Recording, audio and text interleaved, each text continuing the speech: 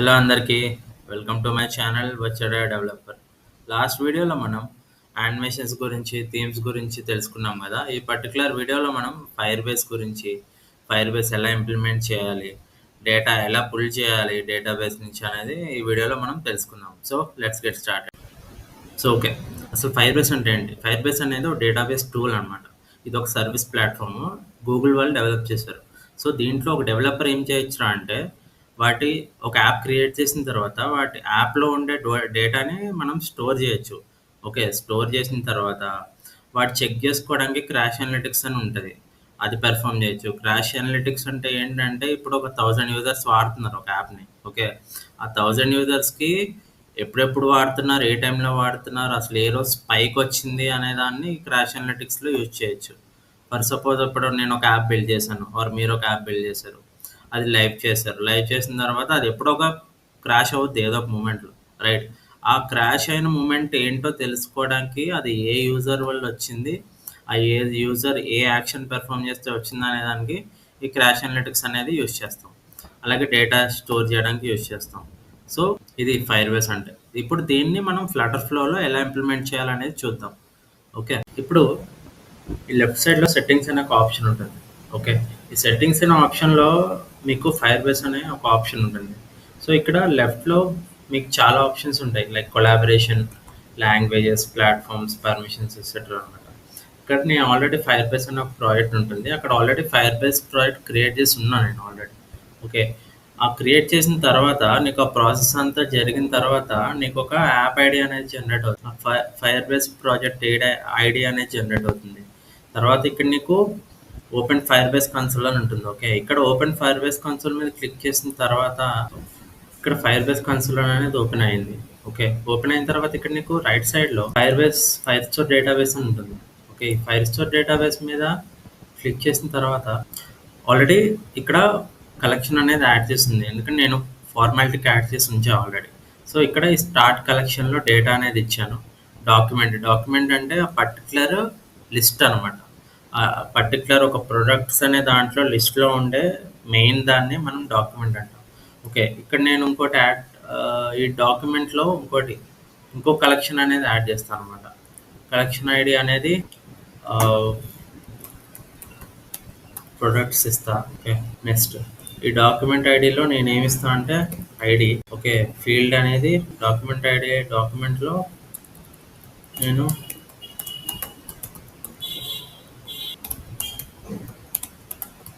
Products list అనేది ఇస్తాను. ఫీల్డ్లో నేను I will be giving it as ID అని ఇస్తాను. దాన్ని ఇంటీజర్ పెట్టాను, నేను నెంబర్ పెట్టాను. నెంబర్ వచ్చి నాకు 2 అని ఇస్తున్నాను. యాడ్ ఫీల్డ్లో నేను నేమ్ యాడ్ చేసా, స్ట్రింగ్. ఓకే, నేను ఇప్పుడు సోఫా అని యాడ్ చేశాను. ఓకే, యాడ్ ఫీల్డ్లో ప్రైస్ నేను దాన్ని ఇంటీజర్ అని యాడ్ చేశాను. And I will be giving it as 128 something. Okay, ఇక్కడ నేను సేవ్ చేశాను. సేవ్ చేసిన తర్వాత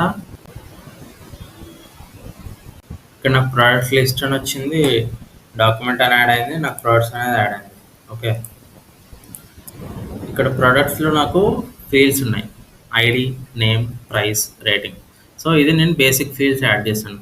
ఈ ఫీల్డ్స్ని మనం ఫ్లటర్ ఫ్లోలో ఎలా తెప్పియాలో చూద్దాం. సో ఇక్కడ పర్టికులర్ ఫ్లటర్ ఫ్లోలో నేను ఒక పేజ్ తీసుకున్నా. ఓకే, ఈ పేజ్లో నేను 3 టెస్ట్ యాడ్ చేశాను. 3 టెస్ట్ యాడ్ చేసిన తర్వాత 3 టెస్ట్ యాడ్ చేశా. సో మనం ఆ డేటాని మనం ఇక్కడికి తేవాలంటే బేసిక్గా మనకి ఆ ఫైర్ స్టోర్లో ఏదైతే డేటా ఉందో, ఓకే, ఆ డేటా మొత్తం మనం ఇక్కడ బిల్డ్ చేయాలి. దానికోసం కనెక్ట్ చేయాలి. ఆ ఫైర్ బేస్ డేటా నుంచి మనం ఈ ఫ్లటర్ ఫ్లోకి ఆ పర్టికులర్ డేటా అనేది కనెక్ట్ చేయాలి. సో ఇక్కడ నాకు లెఫ్ట్ సైడ్లో ఇక్కడ డేటాబేస్ కనెక్టివిటీ అని ఇక్కడ కనెక్ట్ అని ఉంటుంది. ఓకే, ఇక్కడ ఫైర్ బేస్లో డేటా అనే ఒకటి ఆల్రెడీ ఇచ్చాను నేను. ఓకే, ఇక్కడ స్టార్ట్ ఫ్రమ్ స్క్రాచ్. ఓకే, ఇక్కడ నేను అక్కడ ఏదైతే ఇస్తున్నామో అవే ఇక్కడ ఇవ్వాలి మనం. అంటే ఇప్పుడు అక్కడ caps lock I small D ఇచ్చాం, ఇక్కడ కూడా సేమ్ ఐడి అని ఇవ్వాలి. ఓకే, అక్కడ ఏమి ఇచ్చాం మనం, నెంబర్ ఇచ్చాం. ఇక్కడ ఏమి ఇవ్వాలి, ఇంటీజర్ ఇవ్వాలి. లిస్ట్ అంటే లిస్ట్ కాదు, మనం లిస్ట్లో ఇవ్వట్లేదు ప్రస్తుతానికి, మనం సింగిల్లో డెరివేట్ చేస్తున్నాం మనం. ఓకే. ఇక్కడ క్లిక్ చేశాను. తర్వాత అక్కడ ఏమి ఇచ్చాం మనం? నేమ్ అని ఇచ్చాం. రైట్. అక్కడ దాన్ని స్ట్రింగ్ అని ఇచ్చాం. ఇక్కడ స్ట్రింగ్ అని ఇస్తున్నాం. ఇది లిస్ట్ కాదు. తర్వాత ప్రైస్. ఓకే. ఈ ప్రైస్ ఏమైనా ఇచ్చాం మనం అక్కడ నెంబర్ అని ఇచ్చాం. ఇక్కడ ఇంటీజర్ అని ఇస్తున్నాం. సో ఇది ఫైన్. సో ఇప్పుడు నేను 3 ఫీల్డ్స్ యాడ్ చేశాను. ఓకే. ఈ 3 ఫీల్డ్స్ యాడ్ చేసిన తర్వాత ఈ పర్టిక్యులర్ టెక్స్ట్‌లో ఏవైతే ఉన్నాయో ఈ టెక్స్ట్‌కి మనం ఆ డేటా అనేది కనెక్ట్ చేయాలి. ఓకే. ఇప్పుడు ఈ హలో వరల్డ్ మీద ఈ పర్టిక్యులర్ టెక్స్ట్ మీద క్లిక్ చేశాను. ఇక్కడ ఈ బ్యాక్ ఎండ్ క్వెరీలో నేను యాడ్ క్వెరీలో క్వెరీ కలెక్షన్ అనేది మనం యాడ్ చేసాం డేటాని. ఈ డేటా అనేది యాడ్ చేసిన తర్వాత క్వెరీ సింగిల్ డాక్యుమెంట్ మన దగ్గర ఓన్లీ డాక్యుమెంట్ సింగిలే ఉంది కాబట్టి only one list of one product ఉంది కాబట్టి దాన్ని సింగిల్ డాక్యుమెంట్ అంటాం. అదే మనకి మల్టిపుల్ ప్రోడక్ట్స్ ఉంటే దాన్ని బంచ్ ఆఫ్ డాక్యుమెంట్స్ అంటాం. రైట్. ఈ సింగిల్ డాక్యుమెంట్ మీద క్లిక్ చేశాను. కన్ఫర్మ్ చేసిన తర్వాత నాకు ఇక్కడ బ్యాక్ ఎండ్ క్వెరీ ఇక్కడ యాడ్ అయింది. ఓకే. ఇక్కడ నేను ఈ ప్రాపర్టీ ఏదైతే ఉందో ఆ ప్రాపర్టీకి దాన్ని అటాచ్ చేయాలి. డేటా డాక్యుమెంట్లో నేను ఐడి అని దాన్ని అసైన్ చేస్తున్నాను. Okay. Get document property ID. Okay. Confirm. Okay. 1 అని ఇస్తున్నా డిఫాల్ట్ వాల్యూ. ఓకే. అసలు డిఫాల్ట్ వాల్యూ ఎందుకు ఇవ్వాలంటే ఒకవేళ స్క్రీన్ జనరేట్ చేసినప్పుడు ఏమైనా వాల్యూ జనరేట్ కాకపోతే ఆ డిఫాల్ట్ వాల్యూ అనేది ఆటోమేటిక్గా విజిబుల్ అవుతుంది స్క్రీన్ మీద. సో అందుకు మనం డిఫాల్ట్ వాల్యూ అనేది ఇవ్వాలి. నెక్స్ట్ క్లిక్ చేశాను.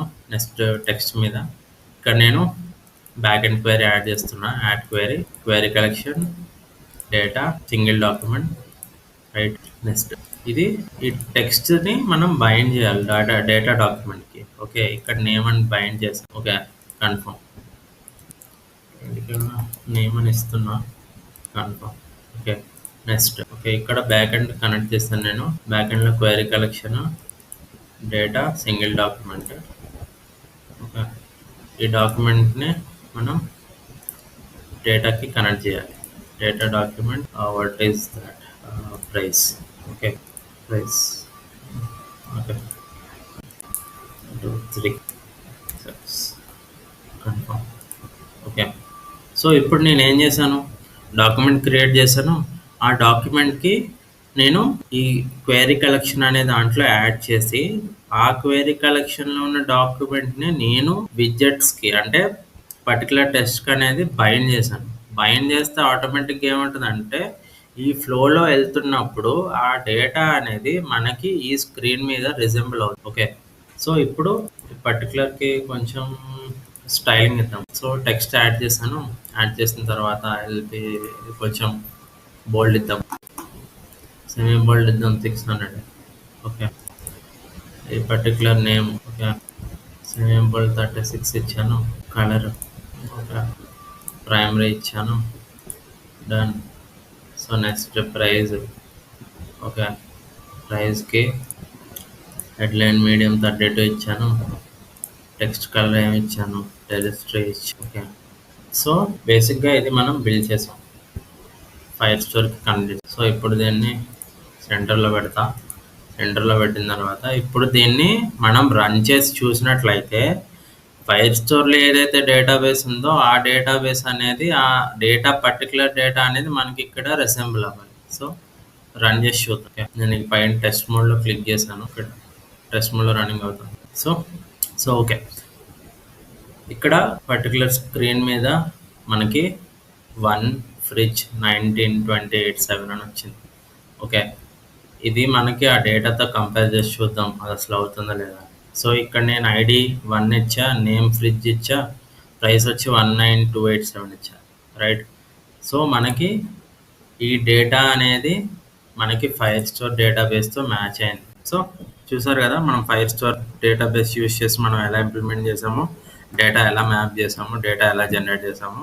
సో నెక్స్ట్ వీడియోస్లో ఫ్లటర్ ఫ్లో గురించి ఇంకా తెలుసుకుందాం. So thanks for watching. Like చేయండి, షేర్ చేయండి, సబ్స్క్రైబ్ చేయండి. Thank you.